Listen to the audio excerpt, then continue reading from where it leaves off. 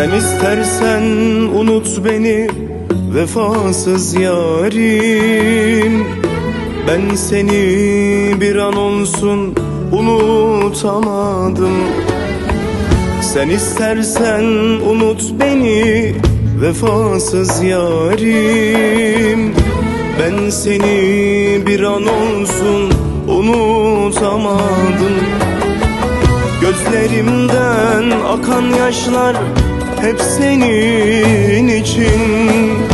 Yapamadım kara gözlüm, unutamadım. Vallahi billahi seni unutamadım. Unutamadım, unutamadım. Ne yaptıysam seni deli unutamadım. Unutamadım, unutamadım. Vallahi billahi seni unutamadım. Unutamadım, unutamadım. Vallahi billahi seni unutamadım.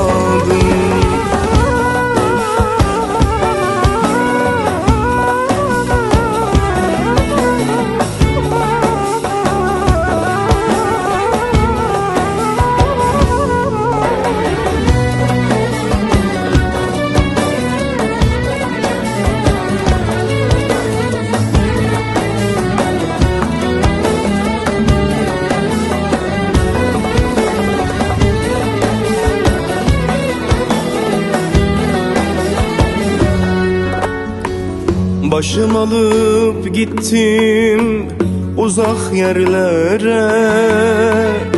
Hayalinle türkü yazdım dillere. Başım alıp gittim uzak yerlere. Hayalinle türkü yazdım dillere. Nice güzeller gördüm, baktım öylece. Yapamadım kara gözlüm, unutamadım. Vallahi billahi seni unutamadım. Unutamadım, unutamadım. Ne yaptıysam seni deli unutamadım.